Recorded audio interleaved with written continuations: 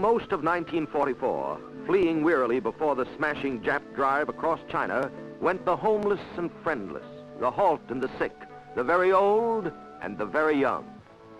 Such a one was a little 4-year-old Chinese boy, and this is his fable, a true fable that began when a GI quartet happened on him trudging along this back road near a 14th Air Force base.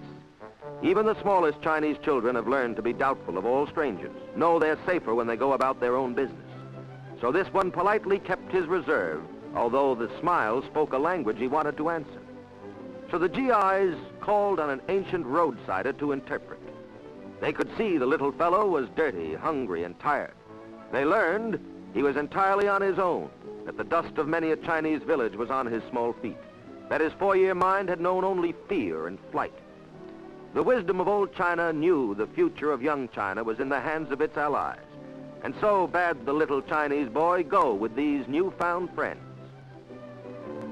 It was his first automobile ride, but trustingly, he went with them.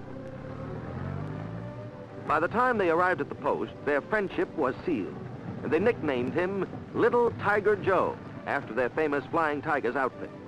But suddenly now, at headquarters, GI impulse grew weak, for there's nothing in Army regulations about throwing down Chinese 4-year-olds. They bucked up enough courage to see their CO, but it buckled when they tried to explain the situation. They were vague and rambled on, whilst little Joe slept in the back of the Jeep, unmindful that his mission wasn't getting very good fighter cover. When the CO told them a little impatiently to bring in whatever the devil they were double-talking about, the boys decided maybe it was best to let the little tiger sell himself.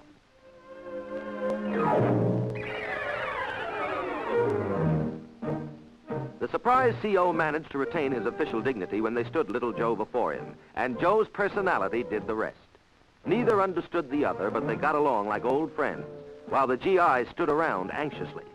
But this time, appropriate action was appropriate. Little Tiger Joe stayed with official sanction, and the grinning boys lugged him off for immediate action.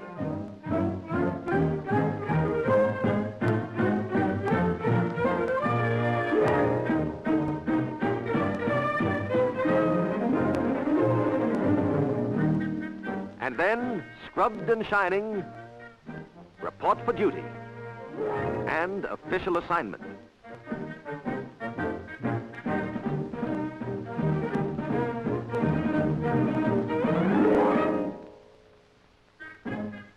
The little Tiger's work in this company, which makes target charts for 14th Air Force planes, came to an abrupt stop when call came for chow. No GI ever had as many buddies as little Joe who wanted to feed him or show him how to do things. There's nothing in the soldier's handbook that tells how to bring up a Chinese kid, but these buddies did it. They taught him how to use a knife and fork instead of chopsticks. They also taught him English, tailored his suntans, made him a pint-sized footlocker, a baseball bat, made him a special part of the unit.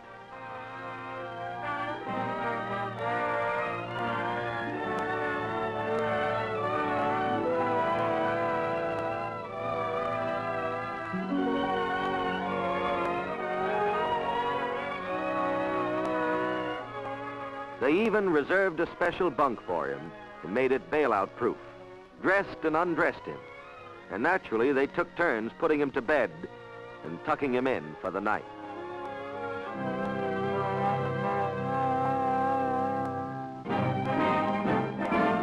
And in the morning, at roll call,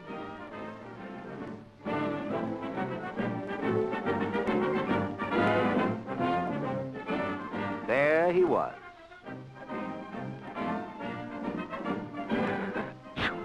Rugged.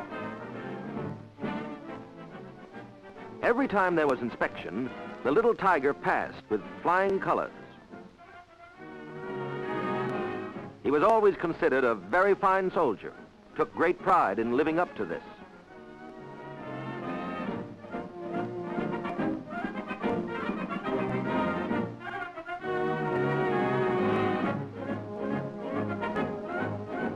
When the company swung out, Joe's stride wasn't as big as the rest, but he knew at last that he was in step. and proudly bringing up the rear. Little Tiger Joe seemed to symbolize that bond of kindness which has marked the marches of American fighting men the world around.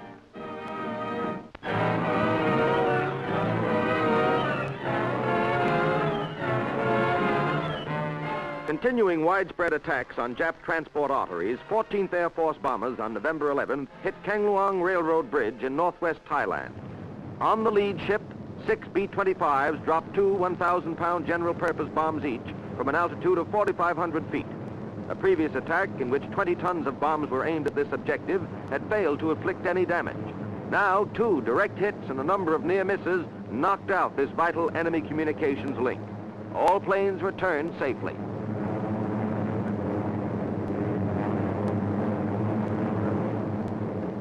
On November 19th, 4 B-25s of the 14th flew against Chaifang, Burma Road supply base in China.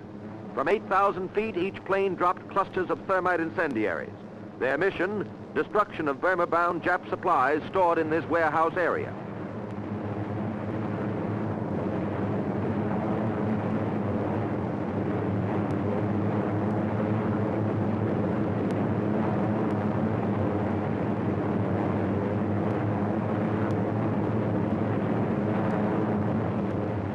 This highly successful attack left 4 Jap warehouses ablaze as the planes turned off target to head home. No flak or interception was encountered, and all planes returned safely.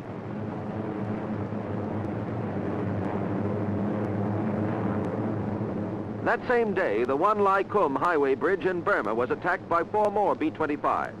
32 250-pound bombs were dropped, 3 of them scoring direct hits, causing extensive damage.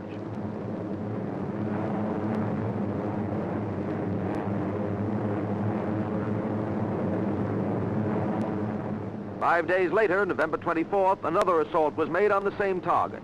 This 1,100-foot bridge is on the direct route from Kentung to Lushio, and its destruction would seriously hamper Jap troops fighting in Burma.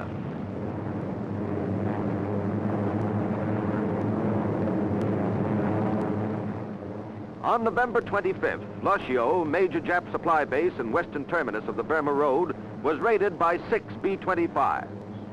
100-pound demolition bombs were dropped. Results were excellent, all bombs landing squarely on target. That same evening, 6 Mitchells returned to the same area, destroying warehouses and installations with more 100-pound demos. Next day, the Mitchells were back 2 more times.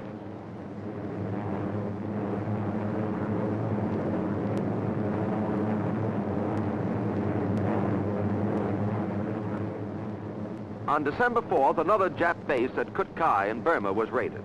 Almost all the Jap headquarters buildings received damage from the 100-pound demolition bombs used in the attack. This was the day's second strike, the first having been directed against the nearby Kut Kai Bridge, vital supply link for the Japs fighting in Burma. All planes returned safely from both raids.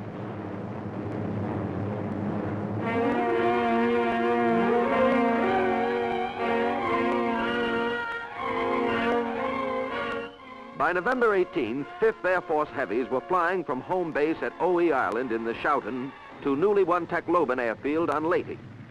Jap planes attempting to raid our Leyte airfields were consistently shot down.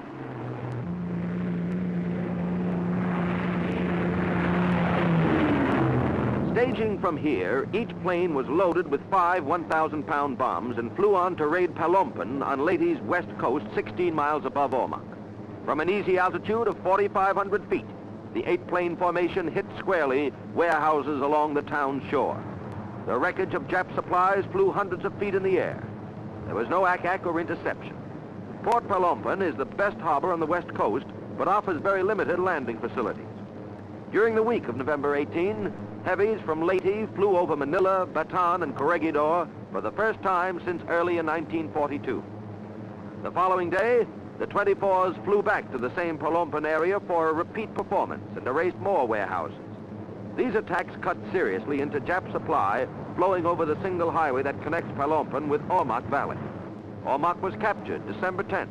By the end of the month, Palompan was in our possession, and the campaign for Leyte was considered nearing its close.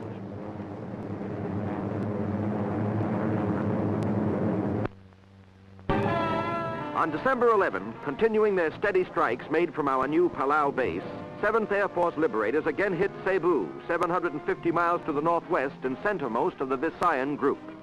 The two squadrons, encountering a weather front to and from target area, which itself was clear, passed a convoy en route. 3.5 hours after takeoff from Angaur, the planes approached Cebu at 1200 hours. This island could well be a dispersal point for Jap forces fanning out to repulse our invading troops. And this bombing concentrated on supply, barracks, and dock areas, the nearby airdrome having been pounded in previous raids. Capitol building, racetrack, and fine shipping channel are all prominent landmarks for the target runs, which usually bring formations over the edge of the city. Each plane carried 4 instantaneously fused 1,000-pound general-purpose bombs, all of which landed with telling accuracy. Barracks were leveled, docks and storage areas were left burning. The mission was highly successful, and all planes were back at base at 1700 hours. Next day, December 13th, the Palau-based planes returned to Cebu City for a strike against the adjacent La Hogue airdrome, where aircraft had been sighted the day before.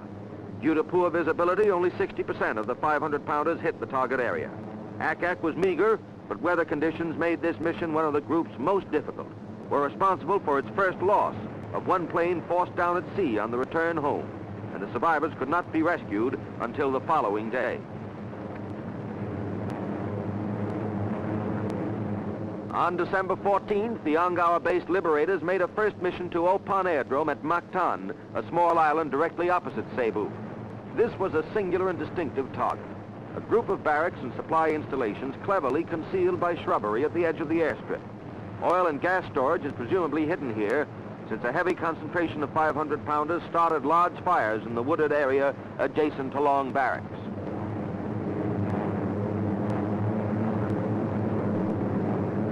On December 15th, the Liberators flew air cover for our invasion of Mindoro, about 300 miles northwest of Leyte. Although moving through enemy waters for 2 days and 3 nights, the invasion force was only occasionally attacked by small numbers of enemy aircraft, and no opposition was met on the beaches, nor has it been met to date.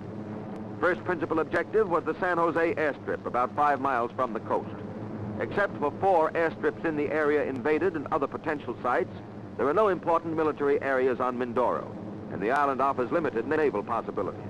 But this occupation in the central Philippines will for the first time put Japan's vital South China Sea supply lines, Formosa, and the South China coast itself within our effective bomber range.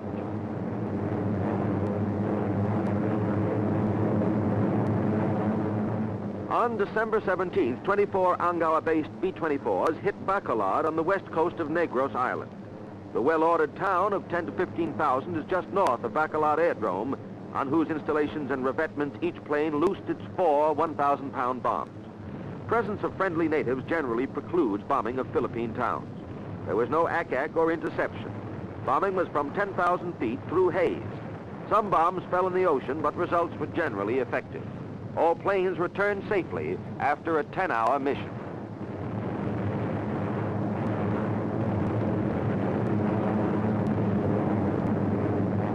On December 19th, Palau's 7th Air Force Liberators were over Legazpi Airdrome on Luzon. Each plane carried 7 500-pounders. Kept on true course by a Chinese-American navigator, the formation passed the sleeping volcano, Mount Mahon, and broke out of cumulus clouds right at the target, a difficult one because of its proximity to a hospital. However, the area, only 50 by 750 feet, was accurately hit in an admirable bombing.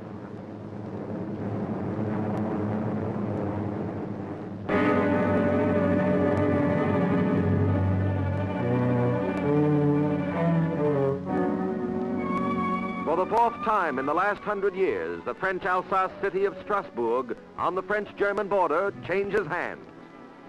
Strasbourg again is free.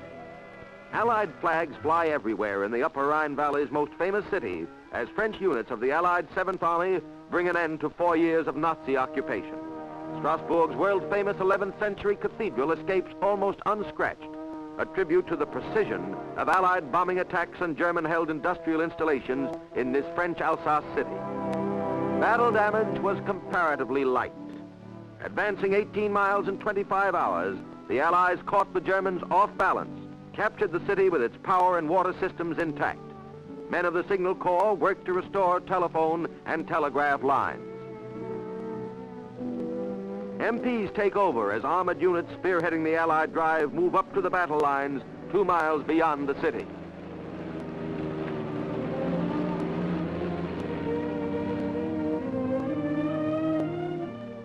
Internment begins for the 25,000 German civilians in Strasbourg.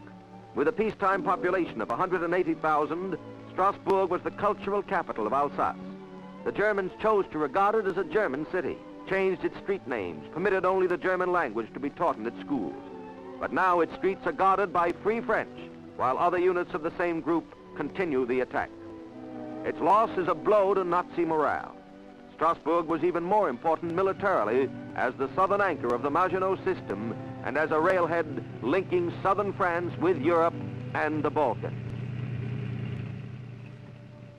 Prime industrial target for Allied bombs was the Junkers Aero engine plant, seen here in the lower right-hand corner of the screen. On May 27th, 53 B-17s of the U.S. Strategic Air Force struck at the plant, dropping 130 tons of bombs in less than 3 minutes, scoring 80% hit. Before the attack, this factory, located about a mile from the center of the city, produced between 200 to 300 Jumo 211 engines a month for twin-engine Ju-88 bombers. After the attack, the plant's engine repair section continued to function on a much reduced scale. But with 40% of the machine tools entirely destroyed, engine production itself was completely paralyzed. Such machinery as was salvageable was sent back to Germany for repairs and then dispersed to parts plants which the Germans established hurriedly in the nearby Vosges Mountains.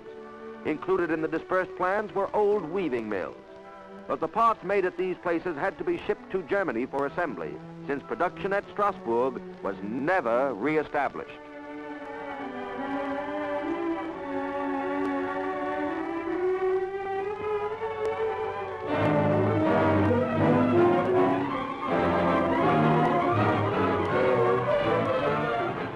During December 1944, the uncertain Luftwaffe tried its wings more often than usual against Allied domination of the skies. Gun-sight aiming point cameras revealed that a great many Nazi pilots found their cockpits uncomfortably warm.